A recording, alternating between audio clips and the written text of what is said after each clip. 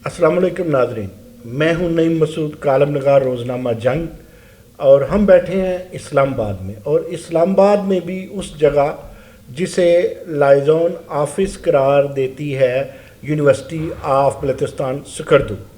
और खुशकिस्मती ये कि हम आज इस्लामाबाद बैठ कर के स्कर्दू के और स्कर्दू की यूनिवर्सिटी के मज़े लेंगे, क्योंकि हमारे साथ डॉक्टर मोहम्मद नईम ख़ान है। डॉक्टर मोहम्मद नईम ख़ान का तारफ़ बड़ा, अगर मैं तारफ़ में जाऊं तो आप यकीन कीजिएगा नाजरीन के फिर हम 40 मिनट में तारफ़ में ही रहेंगे।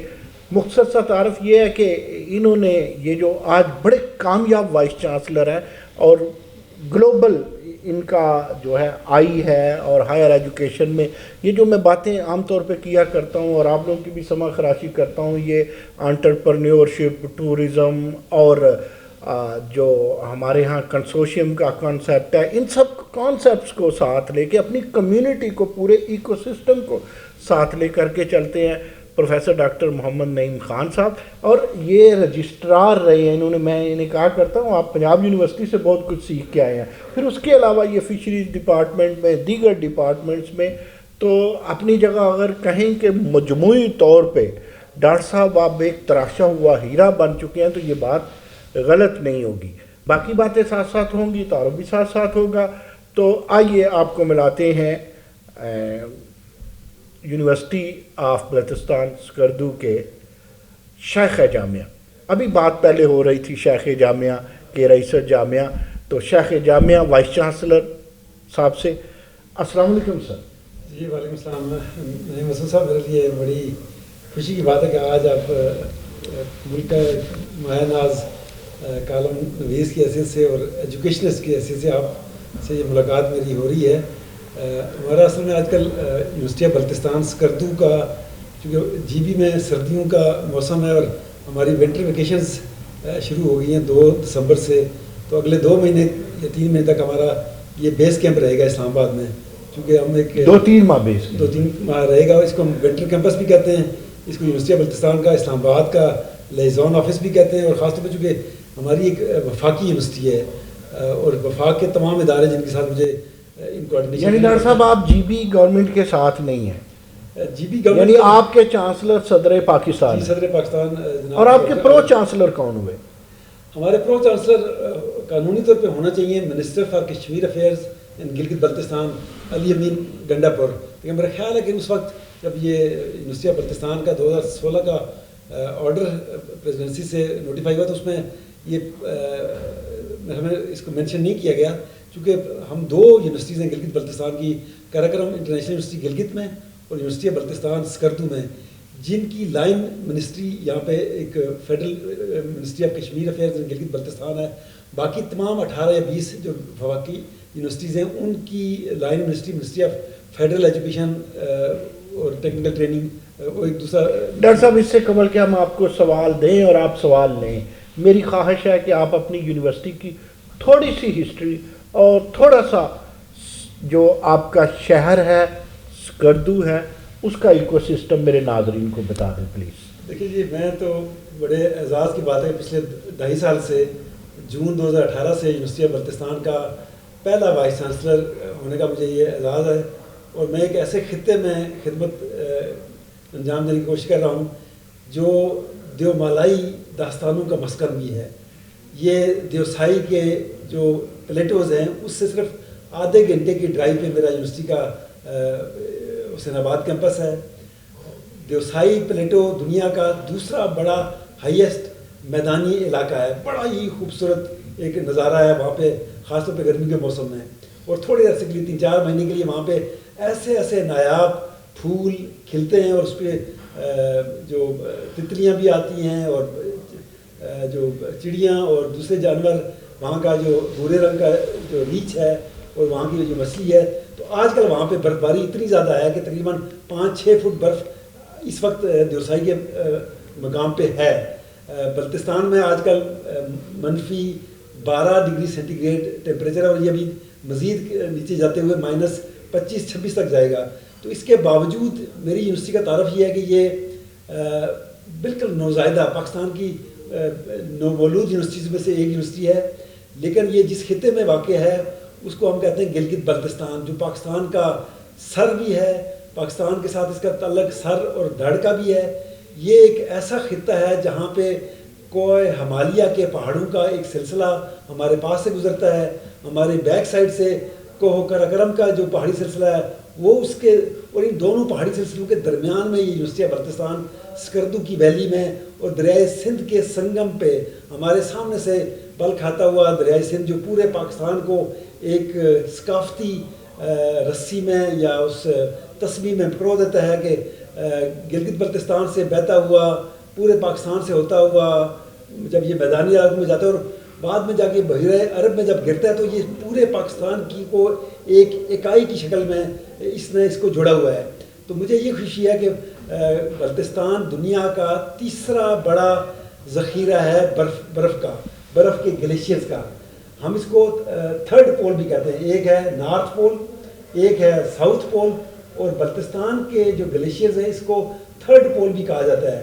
اور ایک اور میں بات کہوں کہ جو 8000 میٹر سے بلند دنیا کی 15 ہائیسٹ ماؤنٹینز ہیں اس میں سے 8 گلگت بلتستان میں اور اس کو ساری کی ساری بلکہ بلتستان میں ہیں۔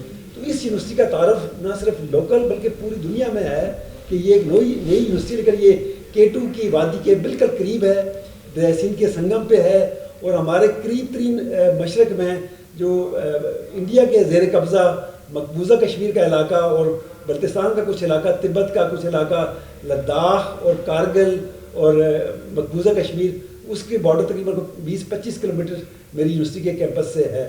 تو اس لحاظ سے یہ ایک 2012 سے تو یہ 5-6 سال ایز اے سب کیمپس ایک سکردو کیمپس کے طور پہ کام کرتا رہا ہے کراکرم انٹرنیشنل یونیورسٹی کا، لیکن 2016 میں پھر وفاقی حکومت نے، اس وقت کے پرائم منسٹر صاحب نے کہا کہ ہم اس کو ایک انڈیپینڈنٹ یونیورسٹی کا درجہ دیتے ہیں، اور صدر پاکستان نے پھر اس کا یہ جو ڈاکٹر صاحب جتنی خوبصورت آپ نے منظر کشی کی ہے، وہ تتلیوں سے یاد آیا کہ وہ شاعر کہتا ہے کہ تتلی کے تعاقب میں کوئی پھول سا بچہ، ایسا تو کوئی خواب ہمارا بھی کبھی تھا۔ چلے آپ ہمارے خوابوں کو تعبیر دینے وہاں پہنچ گئے، اور جو منظر کشی آپ نے پورے ایکو سسٹم کی ہے، کیا میں اور میرے ناظرین یہ ایکسپیکٹ کریں کہ ایسی ہی کہکشاں آپ کی یونیورسٹی میں ہو، وہاں فیکلٹی ہو الائیڈ ہیلتھ سائنسز کی، وہاں فیکلٹی ہو لینگویجز کی، وہاں پر ادب کی بات ہو، وہاں پر بایو ٹیکنالوجی کی بات ہو، نیچرل سائنسز کی بات ہو، اور ڈیسیژن سائنسز کی بات ہو، تو یہ سب ہم دیکھ پائیں گے اور کب تک دیکھ پائیں گے؟ میں آپ کو یہ کہوں گا کہ ہم نے جو پنیری وہاں پہ اگانی شروع کر دی ہے، آپ کا کام پنیری والا تھا، اس سے آپ اندازہ کیونکہ آپ ابتدائیں بخش رہے ہیں۔ پاکستان کا ایک ایسا خطہ ہے جو سب سے زیادہ ذہنی طور پہ اور انٹلیکچولی فرٹائل علاقہ ہے۔ پاکستان میں جو لٹریسی ریٹ ہے سب سے زیادہ گلگت بلتستان میں ہے، اور سب سے زیادہ ویمن لٹریسی اور فیمیل لٹریسی بھی پاکستان میں بچیوں کی وہ گلگت بلتستان میں ہے۔ تو میرے لیے یہ ایک بہت بڑا ایڈوانٹیج ہے کہ ایسے معاشرے کی خدمت کے لیے میں وہاں پہ یونیورسٹی کے قیام کر رہا ہوں کہ جہاں پہ لوگ تعلیم کے حصول کے لیے بہت زیادہ موٹیویٹڈ ہیں، اور یہ غریب لوگ ہیں۔ میں سمجھتا ہوں کہ پورے پاکستان میں جو پورے سب پور کمیونٹیز ہیں یہ ان میں سے شامل ہیں، لیکن یہ لوگ تعلیمی لحاظ سے سب سے اعلیٰ امیر لوگ ہیں، امیر ہیں، اور دوسری بات ہے کہ ان کی پرائرٹی تعلیم ہے۔ یہ ان کم وسائل کے باوجود اپنے بچوں کی تعلیم کو سب سے اہم دیتے ہیں، جس کی وجہ سے یہ یونیورسٹی بہت جلدی ہم نے 3 سالوں کے عرصے میں، اب یہ دیکھ لیجیے کہ وہاں پہ اس کو یہ بھی کہا جاتا ہے کہ کراچی اور ہمارے پاکستان میں اردو ادب کا ایک مرکز ہے، اردو بولنے والوں کا بھی، اردو کے شعراء کا بھی، ادیبوں کا بھی، کتابوں کا بھی۔ اس کے بعد لاہور اور پاکستان میں تیسرا جو مرکز ہے اردو ادب کا وہ بلتستان میں ہے۔ ہر دوسرا تیسرا آدمی آپ کو شاعر نظر آئے گا، بہت اچھے قادر الکلام قسم کے نوجوان شعراء بھی ہیں۔ مجھے کچھ ادیبوں سے ملاقات کا شرف حاصل ہوا، اور میں پاکستان کی واحد یونیورسٹی ہے جس نے تقریباً 25 کے قریب گڈ ول ایمبیسڈرز کے طور پہ ہم نے کمیونٹی کے جو وہ شاہکار قسم کے لوگ تھے، جو بزرگ تھے، جو دانشور تھے، ان شعراء ان ادباء کے لیے آپ کی یونیورسٹی کیا کر رہی ہے؟ آپ بھی کہیں ایسے وائس چانسلر تو نہیں ہیں جنہیں میں کہا کرتا ہوں یا یہ وائس رائے ہے یا وی سی آر ہے؟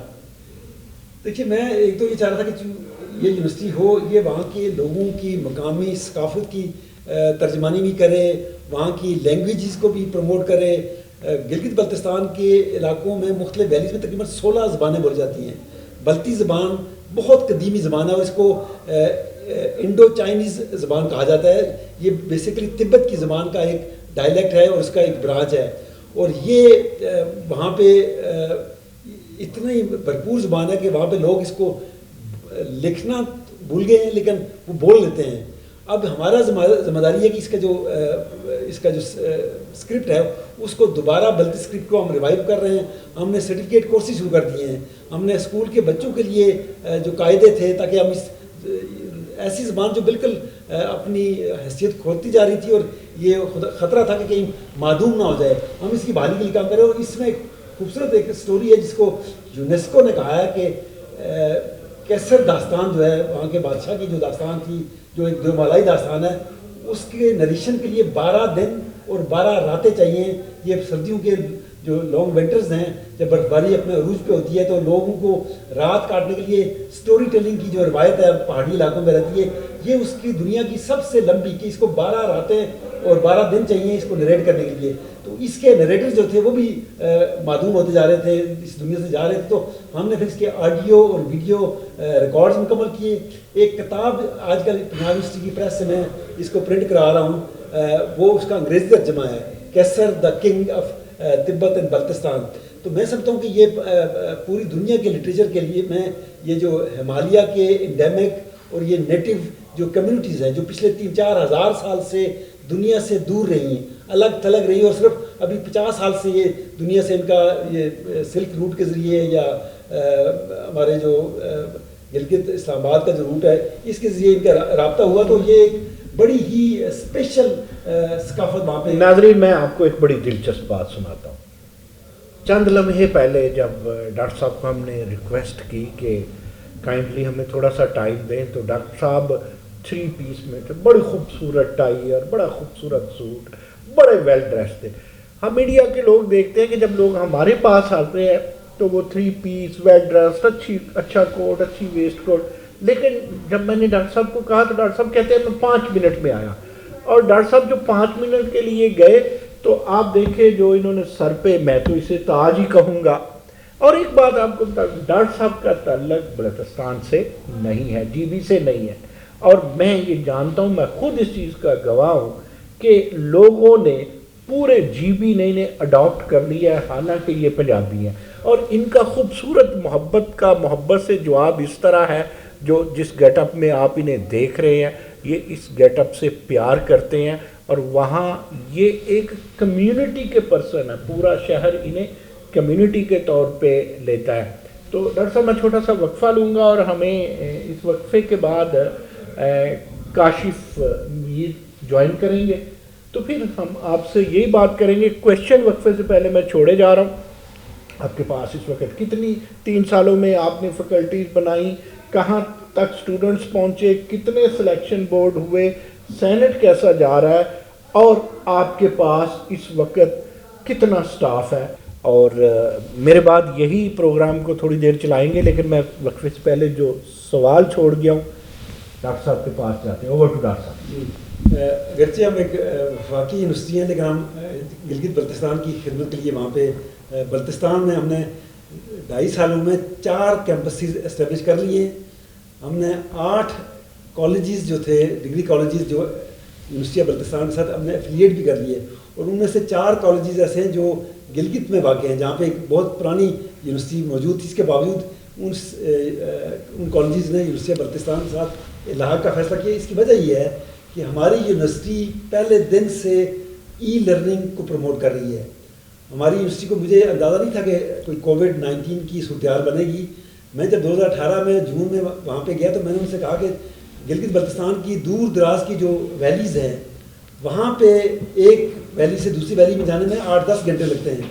تو میرے ذہن میں یہ تھا کہ یہ ریموٹ ایریاز ہیں، لینڈ لاک ایریاز ہیں، تو یہاں پہ distance education, on line education اور آئی سی ٹی اور کمپیوٹر بیسڈ اور انفارمیشن ٹیکنالوجی بیسڈ سسٹم کے ذریعے ہمیں ایجوکیشن کو پہنچانا ہے، تاکہ دور دراز پہاڑوں میں جہاں پہ آبادی کو 500-600 گرانوں پہ مشتمل ہے، وہاں پہ بھی ہماری یونیورسٹی کی جو تعلیمی سلسلہ ہے وہ پہنچ سکے.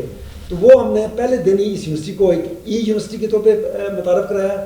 حتیٰ کہ کراکرم انٹرنیشنل یونیورسٹی گلگت کا جو ایگزامینیشن سسٹم ہے اس کو ابھی تک ہمارا ڈپارٹمنٹ آف کمپیوٹر سائنس اس کو آپریٹ بھی کر رہا ہے، مینیج بھی کر رہا ہے. اور ہمارا جو لرننگ مینجمنٹ سسٹم تھا اس نے ہمیں بڑا ہی بھرپور ایک ایڈوانٹیج دیا کہ پاکستان کی 220 یونیورسٹیوں میں میری یونیورسٹی پہلی یونیورسٹی تھی جو بغیر کسی وقفے کے، کووڈ میں جب لاک ڈاؤن ہوا اور گورنمنٹ نے کہا کہ یونیورسٹیز کو اور اسکولوں کو بند کر دیا جائے، تو ہم نے مارچ میں 3 دن کے بعد جو یونیورسٹی کھلی تو ہم نے اس کو فزیکل کلاسز کی بجائے آن لائن میں کنورٹ کر دیا. تو 13 مارچ سے لے کر جولائی اور اگست تک ہم آن لائن لیکچرز دیتے رہے. اور ہمارے لیے بالکل ایک نیا تجربہ تھا کہ دور دراز کے ویلیز میں بھی ہمارے جو پروگرامز تھے وہ پہنچے. ہم نے ان کو اے سنکرونس موڈ میں دیا کہ ہمارے اساتذہ 30-40 منٹ کا lecture, audio video lecture upload کر کے ہمارے LMS سسٹم کے ذریعے طلباء کے اکاؤنٹ میں ڈال دیتے تھے. اور طلباء کو یہ ایک بڑا زبردست اپارچونیٹی ملی. ہم نے ان سے کہا کہ آپ کو جب بھی انٹرنیٹ کی سہولت ملے، ہو سکتا ہے 24 گھنٹے میں کسی وقت رش آورز میں آپ کو انٹرنیٹ کی سپیڈ نہ اچھی ہو، تو آپ لیٹ نائٹ اس کو ڈاؤن لوڈ کر کے یہ لیکچرز کو آپ دیکھ سکتے ہیں. اپنے لیپ ٹاپ پہ اس کو کاپی بھی کر لیں، اس کو آپ بار بار کر سکتے ہیں. تو فزیکل جو کلاسز ہوتی تھیں وہ ایک کلاس ہوتی ہے، ایک استاد نے ایک 40 منٹ کی ایک کلاس دی. تو جب اس کا لیکچر آپ نے LMS پہ ڈاؤن لوڈ کر لیا تو وہ مسلسل پورا سال وہ بار بار طالب علم دیکھ سکتا تھا. تو اس سے یہ ہوا کہ ہمیں طلباء کو اس کی طرف مائل کرنے میں بڑا زبردست ایک کامیابی ہوئی. ہم نے ہر ضلع میں ایک ریسورس سینٹر بھی قائم کر دیا. ڈپٹی کمشنر کو میں نے کہا کہ ہمیں وار فوٹنگ پہ آپ کے اضلاع میں ایسا ایک مرکز قائم کرنا ہے جہاں پہ ہماری پوری ایک آڈیو ویڈیو لیکچرز کی فیسلٹی بھی ہو، ڈاؤن لوڈنگ کی فیسلٹی بھی ہو، تاکہ اس ضلع کے گردبا سے بچے جن کے اپنے گھروں میں نیٹ کام نہیں کر رہا، ریموٹ ایریاز ہیں، تو وہ آگے اس ریسورس سینٹر سے وہ اپنے لیکچرز کو ڈاؤن لوڈ کر سکتے ہیں اور اپنی اسائنمنٹس کو وہاں پہ اپلوڈ کر سکتے ہیں. پھر ہم نے یہ کیا کہ ہر استاد سے کہا کہ آپ اپنی 40 کی جو کلاس ہے یا 50 کی کلاس ہے ان کے ساتھ آپ یہ جو واٹس ایپ گروپ کے ساتھ ڈسکشن فورم تشکیل دیں.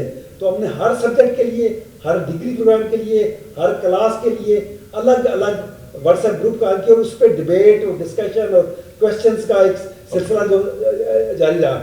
اس کے علاوہ میں نے ریڈیو پاکستان کا فورم استعمال کیا، پاکستان ٹیلی ویژن کا فورم استعمال کیا، وہاں کے جو مقامی، حتیٰ کہ ہم نے مساجد میں بھی لوگوں سے کہا کہ فلاں فلاں جگہوں سے آپ کو انٹرنیٹ کی اور یہ LMS کی جو فیسلٹیز ہیں وہ مل سکتی ہیں. ہم نے جہاں پہ ممکن تھا ہم نے کورئر کے ذریعے لوگوں کو ریڈنگ مٹیریل وہاں پہ ڈلیور کیا. تو یہ ایک بہت بڑی کامیابی تھی. اس کے بعد ہم نے ایک سیمسٹر فزیکل بھی کیا اور ابھی 2 دسمبر تک ہم اس کو جو ایگزام لے کے تو ہم نے ونٹر ویکیشن کی. تو یہ ایک بڑا زبردست تقریباً 9 کے قریب BS کے پروگرامز ہمارے یہاں چل رہے ہیں. BS انگلش چل رہا ہے 4 ایئرس کا، BS کیمسٹری چل رہا ہے، BS میتھمیٹکس ہے، BS بایولوجی جس میں BS زولوجی اور باٹنی بھی ہے، BS کمپیوٹر سائنسز ہیں، اور BS ہمارے پاس ایجوکیشن ہے اور BEd ہے اور MPA ہے، BBA ہے اور اس کے علاوہ ماسٹرز ان کمپیوٹر سائنس. تو یہ تو ڈگری پروگرامز ہیں. لیکن چونکہ جیسے میں کہہ رہا ہوں کہ وہاں پہ ہمیں ٹورزم کے سیکٹر کے لیے سرٹیفکیٹ کورسز ہم نے چلائے ہوئے ہیں. ہم نے چائنیز لینگویجز کے کورسز چلائے ہوئے ہیں اور خاص طور پہ گلگت بلتستان کے پہاڑوں میں قیمتی پتھروں کی اور منرلز کی اور مائنز کی ایک ایسی دولت ہے جو مخفی ہے. ڈاکٹر صاحب یہ کاشمیر بھی جس طرح آپ پہاڑوں کے باسی ہیں، کاشمیر بھی پہاڑوں کے باسی ہیں. امری سے اٹھے تو وہاں چلے گئے سکردو میں. تو یہ جو آپ کا کووڈ-19 کے انتظامات ہیں اس کے پریکٹیکل کیسے ہوئے، یہ سارا اس پہ مجھے تو نہیں کاشمیر کو کچھ تحفظات ہیں. تو ڈاکٹر صاحب بنیادی طور پہ جس طرح سے آپ نے بتایا کہ آپ نے کووڈ کی صورتحال کے دوران ای لرننگ کے تحت آن لائن کلاسز کو کس طرح سے مینیج کیا، تو وہ ایک آپ کا ایک پورا جذبہ نظر آ رہا ہے کہ انسٹیٹیوٹ نے بڑا پین لے کے اسٹوڈنٹس کے لیے ان کی کلاسز کے لیے تو یہ ارینجمنٹس کیے. ہم نے دیکھا کہ آزاد کشمیر کے اندر ہم نے اسٹوڈنٹس کے بار بار پروٹیسٹ دیکھے کہ ان کو انٹرنیٹ کی فیسلٹی نہیں مل رہی. ہم نے اسی طرح سے مختلف جو جگہیں ہیں پنجاب میں بھی ہوا، گلگت سے بھی بہت سے اسٹوڈنٹس نے ہمارے ساتھ رابطہ کیا کہ ہمیں انٹرنیٹ کی فیسلٹی نہیں ہے. لیکن جس طرح سے آپ بتا رہے ہیں لگ یہ رہا ہے کہ سندھ اور کے پی کے لوگوں نے بھی کیا, لگ یہ رہا ہے کہ آپ کی بڑی تیاری تھی اور جس کے ساتھ آپ آگے بڑھے. تو وہ آیا کیا راز تھا کہ چونکہ انٹرنیٹ کی فیسلٹی تو بہتر اسلام آباد میں بھی کہیں نہیں ہے اور وہاں پہ بھی نہیں ہے. اور دوسرا اس کے ساتھ دوسرا کوشچن بھی ہے میرا کہ مکانیت کا آیا کتنا مسئلہ آپ کا, چونکہ ایک نئی یونیورسٹی کو آپ رن کر رہے ہیں تو اس کے لیے مکانیت کے مسائل کو آپ نے کیسے حل کیا؟ دیکھیے ایک تو بڑی حیران کن بات ہے کہ میں نے صدر پاکستان کو جو میرے چانسلر ہیں وہ اس سال 20 اگست کو آئے ہمارے تیسرے کانوکیشن کی صدارت کے لیے. تو میں نے ان کو اپنے جو سافٹ ویئر پروگرامس تھے جو ہمارے طلباء و طالبات نے پروڈیوس کیے تھے وہ ان کے ساتھ شیئر کیے. اور یہ میں 2018 میں ایک ایگزیبیشن وہاں پہ ارینج کی تو میں نے دیکھا کہ ہمارے طلباء نے ایک ایسے زبردست قسم کے سافٹ ویئرس ڈیولپ کیے جن کو اگر امریکہ کی سلیکان ویلی میں سیل کیا جائے تو وہ کروڑوں ڈالر کی کریں گے. لیکن ہمارے یہاں چونکہ انڈسٹری نہیں تھی تو میں نے ان سے یہ کہا کہ یہ جو آپ نے لرننگ مینجمنٹ سسٹم بنایا ہے یہ اتنا افیکٹو ہے کہ طلباء و طالبات جس دن یونیورسٹی میں داخلہ لیتے ہیں اس وقت سے لے کر جب وہ پاس آؤٹ ہو کے ڈگری ان کو ملتی ہے اس کے دوران تمام کا تمام ان کی ٹائم ٹیبلز, ان کی فیس اسٹرکچر, ان کی جو کورسز مٹیریلز ہیں, ان کی اسائنمنٹس ہیں, ان کی مارک شیٹس ہیں, وہ ساتھ ساتھ ان کے کمپیوٹر سسٹم میں ایڈ ہوتی رہتی ہے. اور یہ وجہ یہ تھی کہ ہمارا ایک بانی میرے کولیگ تھے جو پہلے رجسٹرار تھے مرحوم ڈاکٹر محمد ارشاد. اچھا وہ AIT تھائی لینڈ سے PhD تھے آرٹیفیشیل انٹیلیجنس میں. تو صدر پاکستان نے جو ایک آرٹیفیشیل انٹیلیجنس کا جو ورکنگ گروپ بنایا تھا وہ اس کے ممبر بھی بنے. اچھا مجھے یہ خوشی تھی کہ ہم اس کو ایک سلیکان ویلی کے طور پہ وہاں پہ ڈیولپ کرنا چاہ رہے تھے کہ چونکہ ہمارے پاس ایک ایسا ایکسپرٹ ہے اس کی ساتھ 20-25 طلباء و طالبات کی ایک ایسی ٹیم پچھلے 5-6 سالوں میں تیار ہوگی جو کہ یہ سافٹ ویئر خود بنا کے تو اس کو سیل بھی کرتے تھے اور ہم نے لاہور میں جو پرائیویٹ کمپنیز تھیں ان کو یہ پروڈکٹس بیچی بھی. تو مجھے ایک تو یہ بڑی خوشی تھی کہ اس سافٹ ویئر کی وجہ سے ہمیں نہ صرف اپنے طلباء کے ساتھ رابطے میں کوئی بھی مشکل نہیں آئی, ہمیں جو SCO نے جو بینڈ بھی اضافہ کر دیا, انہوں نے یونیورسٹی بلتستان کے لیے ان کے طلباء کے اکاؤنٹس کے لیے اس میں مزید جو رش آورز میں بھی انہوں نے اس میں فری جو تھا ڈیٹا ٹرانسمیشن کی فیسلٹیز دی. تو میں نے گورنمنٹ کالج یونیورسٹی لاہور کے جو طلباء و طالبات تھے جو گلگت بلتستان میں رہتے تھے اور وہ وہاں پہ لاہور میں اپنے لیکچرز کو اٹینڈ نہیں کر سکتے تھے, ان کو ان کے وائس چانسلر کے کہنے پہ یونیورسٹی بلتستان کے پلیٹ فارم سے ہم نے ان کو لنک اپ کیا ہے. اسی طریقے سے تقریباً کوئی 100 کے قریب طلباء تھے جو قائد یونیورسٹی کے اسٹوڈنٹ ہیں لیکن وہ ان کا تعلق گلگت یا بلتستان کے علاقوں سے تھا. تو مجھے وائس چانسلر صاحب نے ڈاکٹر محمد علی شاہ صاحب نے کہا کہ ہمارے طلباء وہاں پہ پھنس گئے ہیں تو ان کو آپ فیسلٹی. تو میں نے ان سے کہا کہ ہماری جو 3 کیمپسز میں جو IT لیبز ہیں ان کو ہم آپ کے طلباء کے لیے اوپن کر دیتے ہیں تاکہ جب بھی وہ اپنی اسائنمنٹس وہاں پہ ڈاؤن لوڈ کرتے ہیں یا اپلوڈ کرنا چاہتے ہیں تو وہ ہماری فیسلٹیز کو یوز کرتے ہیں. تو یہ ہم نے ہمارے پاس چونکہ کیپیسٹی تھی ہم نے نہ صرف یہ خود کی بلکہ ہمارا دیکھیے ہمارا we are the first university Pakistan کی تاریخ میں یہ پہلی یونیورسٹی ہے جس نے اپنے 4 ایفیلیٹڈ کالجز کو بھی آن لائن پہ انسٹرکشنز دی, ان کو پیکیجز دیا, ان کو سافٹ ویئر دیا اور انہوں نے اپنا BS کا جو پروگرام تھا ایک. ناظرین ہم جو یہ کاشف کے تعاون سے اسٹیٹ ویو کے تعاون سے وائس چانسلر کی جو سیریز شروع کی ہے گفت و شنید کی کچھ سیکھنے کی, آپ یوں سمجھیے میں اور کاشف شاگرد ہو گئے ہیں وائس چانسلرز کے. ہم نے پہلا انٹرویو کیا قائد اعظم یونیورسٹی کے وائس چانسلر ڈاکٹر محمد علی شاہ کا اور آج ہم انٹرویو کر رہے ہیں ڈاکٹر محمد نعیم خان کا. ان کا تعلق یونیورسٹی آف بلوچستان سکردو سے ہے. تو اس کے بعد اگلے جو انٹرویو ہے اسی سیریز کا تیسرا انٹرویو وہ ہم علامہ اقبال اوپن یونیورسٹی کے وائس چانسلر جناب ڈاکٹر ضیاء القیوم صاحب کا کریں گے. تو جہاں سے سلسلہ ٹوٹا تھا وہیں سے جوڑتے ہیں اور اوور ٹو کاشف. ڈاکٹر صاحب شکریہ پروفیسر نعیم صاحب. تو ڈاکٹر صاحب یہ بتائیں کہ یہ جو آپ نے جو سافٹ ویئر آپ کے اسٹوڈنٹس نے یا آپ کے فیکلٹی کے لوگوں نے مل کے تیار کیا تو کیا HEC کو اس کا پتہ چلا کہ جی آپ اتنا اچھے انتظام کر رہے ہیں اور باقی یونیورسٹیز اس سے کیوں نہیں مستفید ہو پا رہی, اور کیا آیا کوئی یونیورسٹیز آپ کو آفر کریں یا آپ سے یہ سہولت لینا چاہیں تو وہ کیسے لے سکتی ہیں؟ اور میں نے مارچ کے دوسرے ہفتے میں HEC کے چیئرمین سے کہا کہ ہمارا یہاں میرا بھی ڈاکٹر صاحب ایک کوشچن لے لیجیے اسی کے ساتھ. میرا بڑا درینہ خواب ہے ملٹی ورسٹی کا, یعنی ایک امبریلا اور اس کے ساتھ باقی یونیورسٹیز ہوں, آپس میں لنک ہو, جسے یہ کنسورشیا کہتے ہیں. تو یہ گلوبل ٹرینڈز بھی ہیں, ہائر ایجوکیشن کے گلوبل ٹرینڈز میں یہ بھی ایک ٹرینڈ ہے. اور اس کے ڈاکٹر صاحب بہت بڑے دائی بھی ہیں. پھر انڈسٹریل لنک کے یہ دائی ہیں, یونیورسٹی کو کمیونٹی سینٹر ہونا چاہیے, اور اس کے علاوہ آنٹرپرنیورشپ کے بھی ڈاکٹر نعیم خان دائی ہیں. تو کاشف کے ساتھ میرے سوالوں کے جواب بھی جو مکس ہو گئے. اور میں اب آپ کے پاس ٹائم 35 یونیورسٹیز کے ساتھ پاکستان کی, جس میں سندھ یونیورسٹی جامشورو سے لے کر کراچی یونیورسٹی سے لے کر Quetta university, Peshawar university, G C U Faisalabad, government college university Lahore, Punjab university, Quaid university Islamabad, Allama Iqbal open university, اور اس طرح کی تقریباً 25 یونیورسٹی کے ساتھ ہم نے پچھلے 2 سالوں میں ایم او یو سائن کیے, جس کی وجہ سے اب یہ ایک آٹومیٹکلی ایک کنسورشیم بنتا جا رہا ہے. ہم نے اور اس کی ضرورت بھی ہے, اور آزاد کشمیر کی یونیورسٹی کے ساتھ بھی ہمارے تعلقات ہیں. میں نے ان کو ابھی ایک یہ کیا تعلقات ہیں, کیا مطلب اس کا یہ تھا کہ میں نے جو ایک بڑی بس آپ کو ایک سٹوری سناؤں کہ ہمیں یہاں پہ جون 2020 میں پہاڑوں کے اوپر تقریباً میری یونیورسٹی سے کوئی 5-6 کلومیٹر دور پہاڑوں پہ اوپر ایک بہت بڑی کوئی 3-4 ٹن کی ایک بہت بڑی ماربل کی سلیب ہمیں نظر آئی, جو ایک راک کو کارو کر کے تراشی گئی تھی, اور یہ ایک کراس تھی. تو اس کو جب ہم نے ابتدائی سلیب وہ کرسچن والی تھی. اچھا وہ پتہ یہ چلا کہ یہ کوئی 1200 سال پرانی, تقریباً 1200 سال پرانی.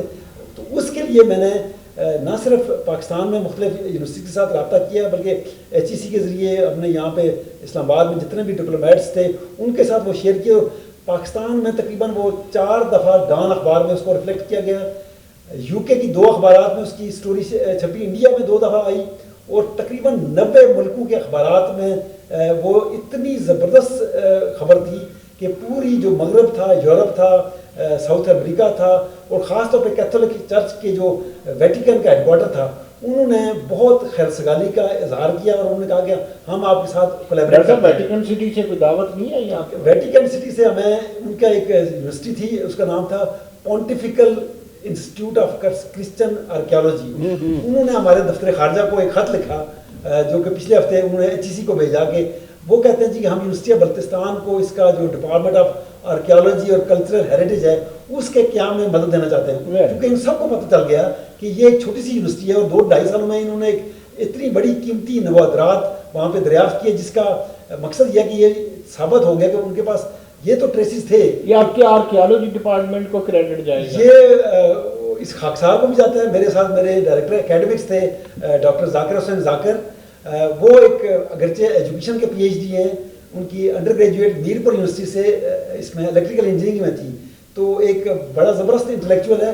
تو میرا اور ان کا یہ تھا کہ ہم کہتے تھے کہ ہمیں جو ایک ریسرچ کے لیے جو 8-10 سال کی ریسرچ چاہیے تو اس میں ٹائم لگے گا. تو میں نے ان سے کہا تھا کہ ہم کیس اسٹڈیز اور اسمال سکسیس اسٹوریز اور اس یہاں کی جو مدفن قسم کے جو سربستہ راز ہے اس کی کو ہم ڈسکور کرتے رہیں. تو ہم ہر روز ہر ویکینڈ پہ کہیں نہ کہیں جاتے تھے پہاڑوں میں 2-3-4-8-10 گھنٹے کی ٹریکنگ کے لیے. تو ہم اس گاؤں میں گئے اور وہاں پہ ہمیں لوگوں نے کہا کہ ہم آپ کو زمین ڈونیٹ کرتے ہیں تقریباً 100 ایکڑ کے قریب, تاکہ آپ یونیورسٹی کے ہاسٹل یہاں بنانا چاہتے ہیں, کوئی ریسرچ فارمز بنانا چاہتے ہیں. تو وہ کواردوں کے گاؤں کے لوگوں نے ہمیں وہ دریائے سندھ کے سنگم پہ وہ کی.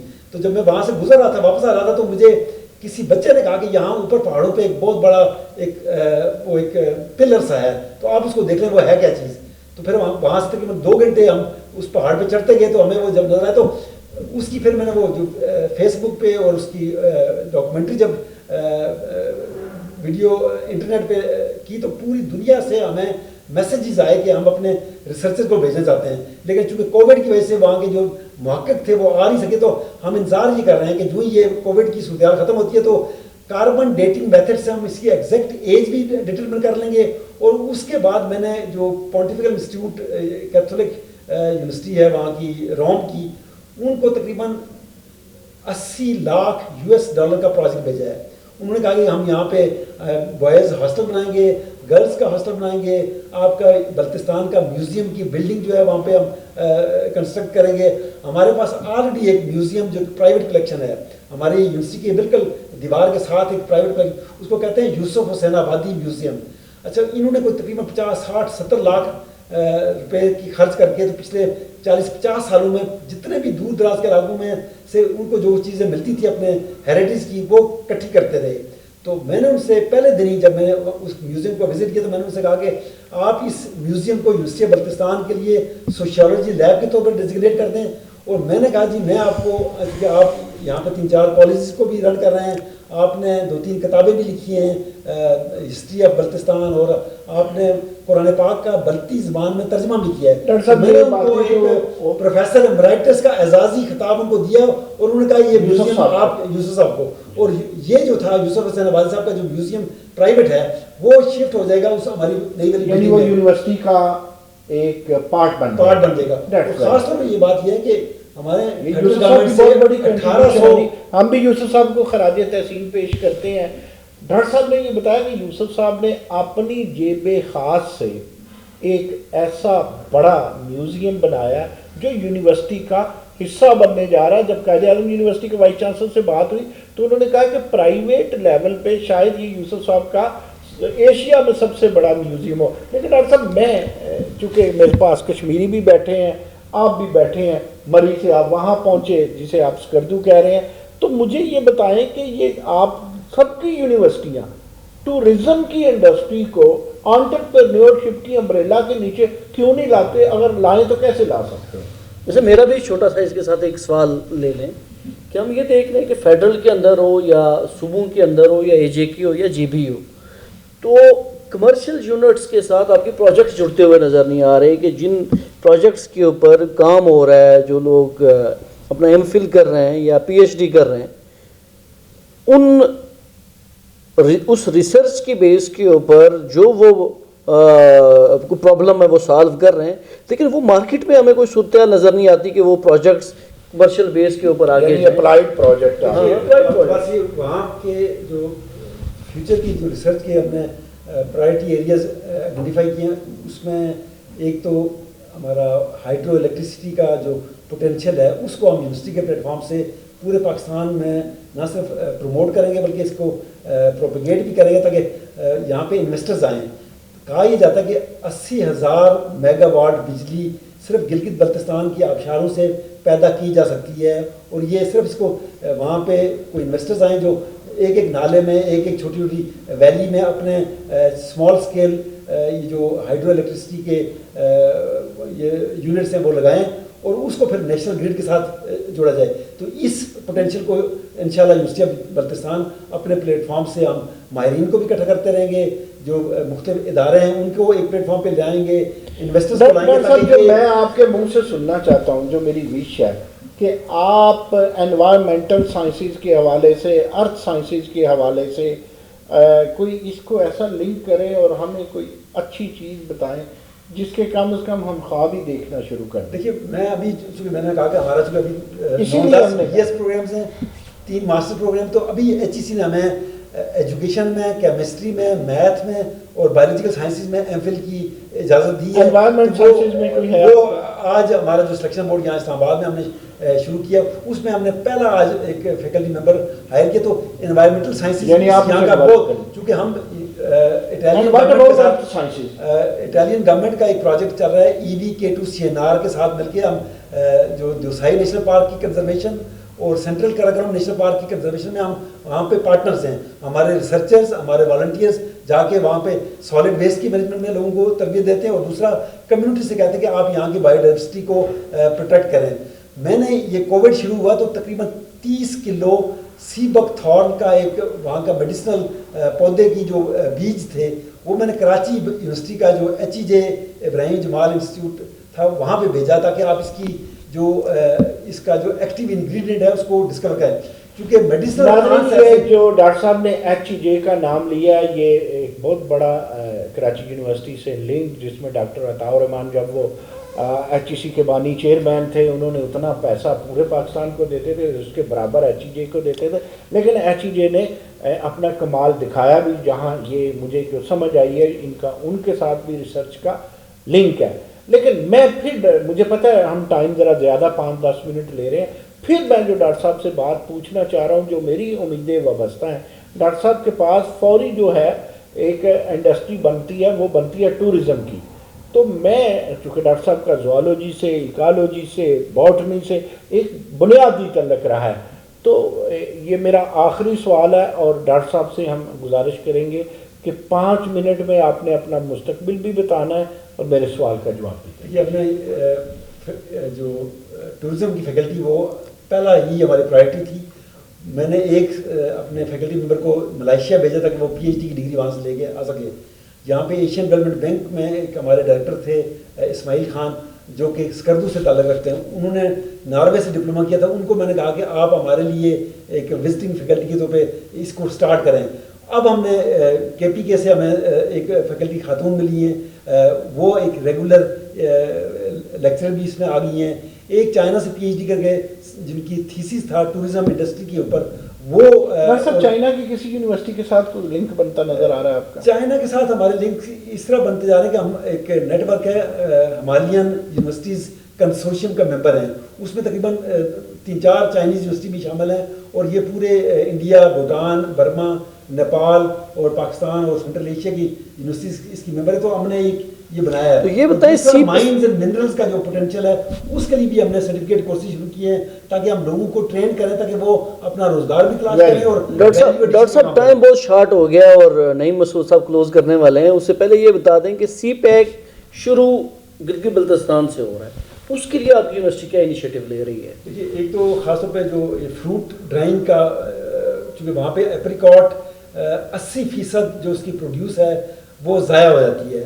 صرف 20% یا تو فریش سیل کرتے ہیں یا اس کو ڈرائی کر کے بیچتے ہیں. تو ہم یہ چاہ رہے ہیں کہ ویلیو ایڈیشن اور پرزرویشن کے بعد اس کا جو پوری مارکیٹ چین ہے اس کو ڈیولپ کریں. اور ہمارا ایک انسٹیٹیوٹ ہے بزنس انکیوبیشن سینٹر, وہ اس کے ساتھ انٹرپرینورز کے ساتھ اور انویسٹرز کے ساتھ اس کو لنک اپ کر رہا ہے, تاکہ ہم CPEC کا جب یہ روڈ, چونکہ ابھی خاص طور پہ گلگت سے جو اسکردو کی روڈ ہے اس کو ہم بلتستان, شاہراہ بلتستان کہتے ہیں, وہ بھی انڈر کنسٹرکشن ہے. 2 سال تقریباً اور مزید لگیں گے. تو اس کے بعد یہ کنٹینر سروسز چائنا تک جائیں گی. اور ہمارے پاس یہاں ایک اور شگر سے ایک ایپریکاٹ روٹ تھا جو آج سے 200-300 سال پہلے ہوتا تھا, اس کو بھی گورنمنٹ دوبارہ سوچ رہی. تو ناظرین, ڈاکٹر صاحب کی باتیں اتنی پیاری ہیں, دل کرتا ہے شب بھر ان کے ساتھ شب بیداری کی جائے. میں آپ کو بتاؤں کہ ہائر ایجوکیشن کے آسمان میں یہ جو یونیورسٹی آف بلوچستان سکردو ہے, یہ ایک چمکتا ہوا تابندہ ستارہ ہے.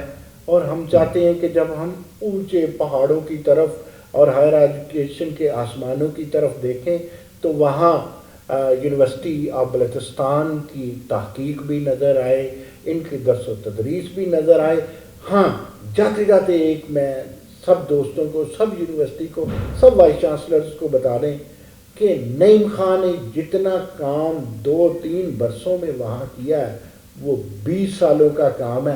تو وہ کہا کرتے ہیں نا کہ لمحوں میں صدیوں کی باتیں, نعیم خان کا ہی کمال ہے. بطور وائس چانسلر پھر ملیں گے ہائر ایجوکیشن کے ساتھ. بہت شکریہ.